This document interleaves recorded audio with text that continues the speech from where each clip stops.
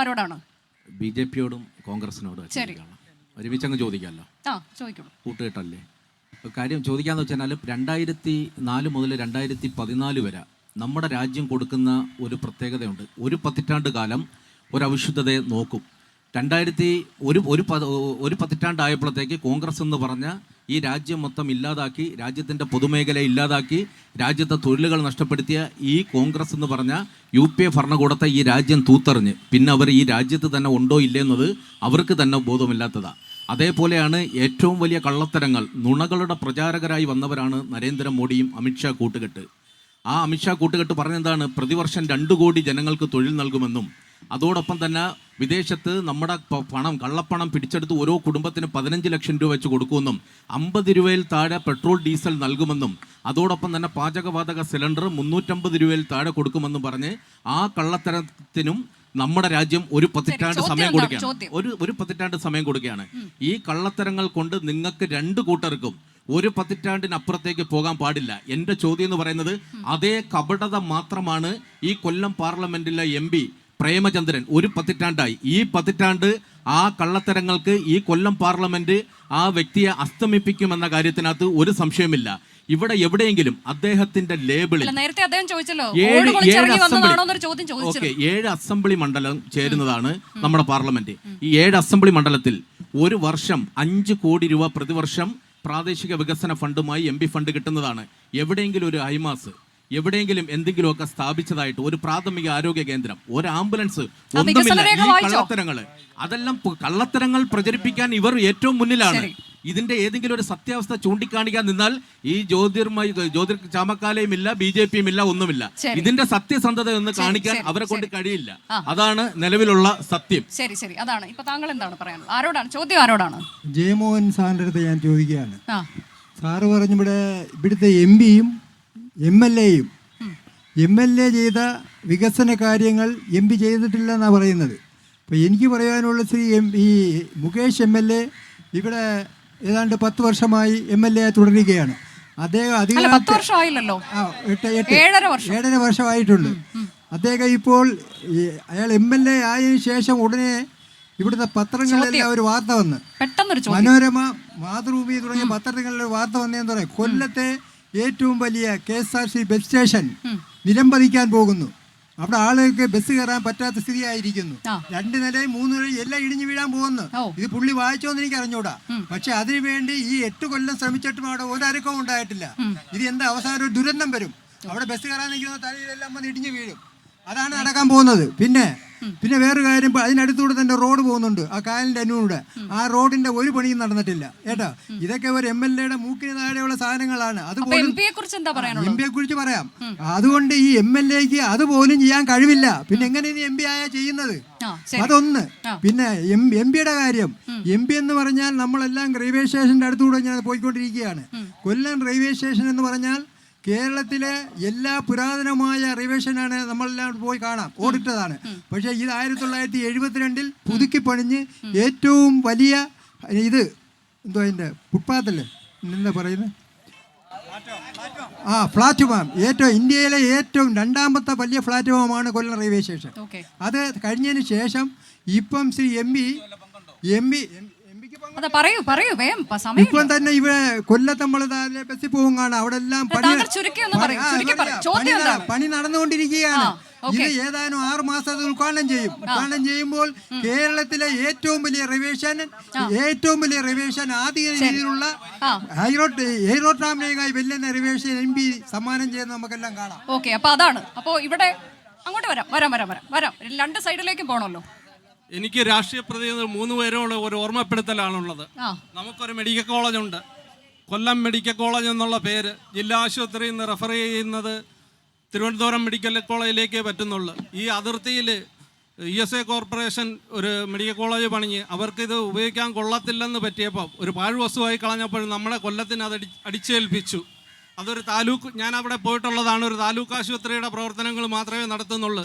ഈ രാഷ്ട്രീയ പ്രതിനിധികൾ കൊല്ലത്തിനൊരു നല്ല മെഡിക്കൽ കോളേജ് ഉണ്ടാക്കാൻ എന്തുകൊണ്ട് ശ്രമിക്കുന്നില്ല? സ്വകാര്യ മെഡിക്കൽ കോളേജുകളുമായിട്ടുള്ള ടൈപ്പാണെന്നാണ് ഞാൻ വിശ്വസിക്കുന്നത്, എല്ലാ രാഷ്ട്രീയ പാർട്ടികളും. പിന്നെ ഒരു കാര്യം കൂടെ ഉണ്ട്, 2 ചോദ്യം 3 പേരോടുമാണ് ചോദിക്കുന്നത്. നിങ്ങളിവിടെ കാർഷിക മേഖല, മറ്റ് മേഖലയെല്ലാം പറഞ്ഞു. പാവപ്പെട്ട ഇന്ന് ജോലിക്ക് പോയില്ലെങ്കിൽ നാളത്തേക്ക് അന്നം കിട്ടാത്ത ഒരു ഭാഗമുണ്ട്. കടൽ തീരത്ത് മത്സ്യത്തൊഴിലാളികൾ, അവരുടെ നീറുന്ന പ്രശ്നങ്ങളാണ് കണ്ടാൽ നമുക്ക് സഹിക്കാത്ത പ്രശ്നങ്ങൾ. ഈ രാഷ്ട്രീയ പാർട്ടികൾ ഒന്നും അവർക്ക് വേണ്ടി ചെയ്യുന്നില്ല. അവരെ നിഷ്ഠജീവികളായിട്ട് തന്നെ കണ്ടിരിക്കുന്നു. ഇത് മാറണം. അവർക്ക് വേണ്ടി എന്ത് ചെയ്യുന്നു എന്നൊന്നുകൂടെ പറഞ്ഞാൽ കൊള്ളാം. ശരി, പെട്ടെന്ന് പെട്ടെന്ന് പെട്ടെന്ന്. സാർ, നമ്മൾ LDFിൻ്റെ പ്രതിനിധിയോടാണ് ചോദിക്കുന്നത്. സാറേ, ഞങ്ങളൊരു ദ്വീപിലാണ് താമസിക്കുന്നത്. ഇരേപുരം, കൂട്ടിക്കട, വാളത്തുങ്കൽ, വയനാട് എന്ന് പറയുന്ന സ്ഥലം ഒരു ദ്വീപ്. കാര്യം പറഞ്ഞാൽ കടലും കായലും തൊട്ടുപുറത്തൂടെ കറങ്ങി വരുന്ന റെയിൽവേ ലൈനും. സാറേ, 3 കൊല്ലമായി ഇരേപുരം മേൽപ്പാലം ഇടിച്ച് പൊളിച്ചിട്ടിട്ട് അതിൻ്റെ പ്രവർത്തനവും മറ്റു കാര്യങ്ങളും തുടങ്ങുന്ന പറഞ്ഞ് വെച്ചുകൊണ്ടിരിക്കുന്നു. പക്ഷേ നാളിതുവരെ MLA നൗഷാദിൻ്റെ അടുത്ത് ചോദിച്ചു കഴിഞ്ഞാൽ പുള്ളി കൈമലത്തും, NK പ്രേമേന്ദ്രൻ്റെ അടുത്ത് ചോദിച്ചാൽ പുള്ളി കൈമലത്തും.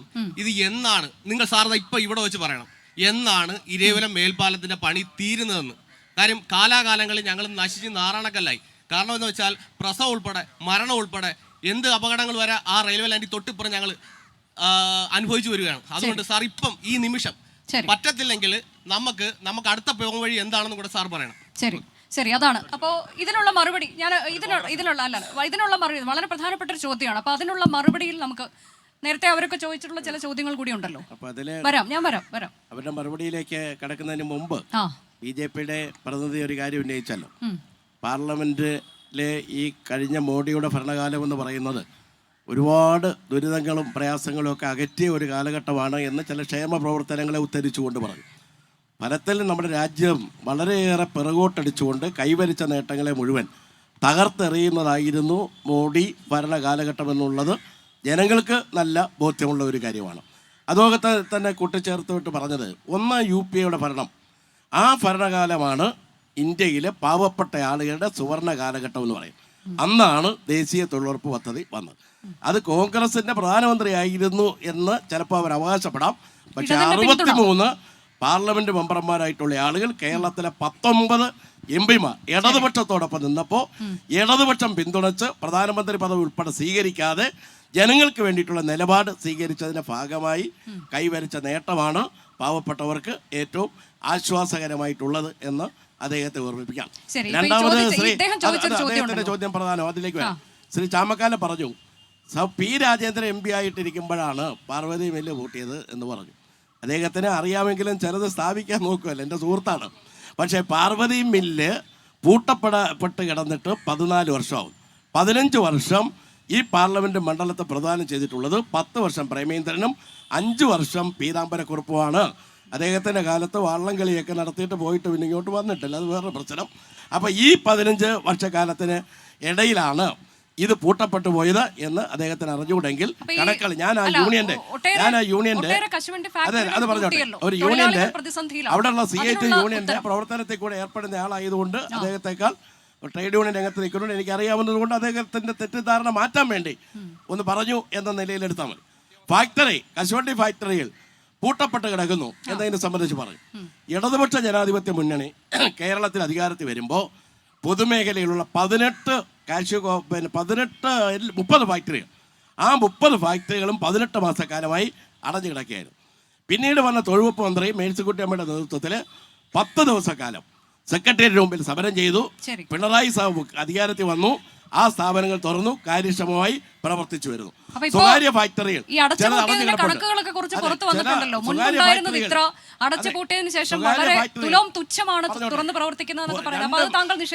പൊതുമേഖലകൾ തുറന്നു. സ്വകാര്യ മേഖലയെ സംബന്ധിച്ച് കുറച്ച് ഫാക്ടറികൾ അടഞ്ഞു കിടപ്പുണ്ട്. അതൊന്ന് തോട്ടണ്ടി ഇറക്കുമതിയിൽ ടാക്സ് ഏർപ്പെടുത്തിയപ്പോൾ തോട്ടണ്ടിയുടെ വില കൂടി. പരിപ്പ് ഇറക്കുമതി ചെയ്യുന്നതിനുള്ള നയം ഉദാരമാക്കി, പരിപ്പിന്റെ വില ഇടിഞ്ഞു. അപ്പൊ തോട്ടണ്ടിയുടെ വില കൂടുകയും പരിപ്പിന് വില ഇടിയുകയും ചെയ്തപ്പോൾ വ്യവസായികൾക്ക് നഷ്ടം വന്നു. അവർ ബാങ്കിൽ എടുത്ത ലോണ് തിരിച്ചടയ്ക്കാൻ കഴിയാതെ വന്നു. അപ്പൊ അതാണ് പ്രശ്നം. ഇദ്ദേഹം ചോദിച്ച ചോദ്യം വളരെ പ്രസക്തമാണ്. ഇരപുരം മേഖലയിൽ ഒരുപാട് വികസനം നടന്ന കാര്യങ്ങളാണ്. ആ കാര്യങ്ങളിൽ മേൽപ്പാലത്തിന്റെ കാര്യത്തിലും മുന്തിയ പരിഗണന ഇടതുപക്ഷ ജനാധിപത്യ മുന്നണി പറഞ്ഞോട്ടെ ഇവിടെ കാര്യത്തിലും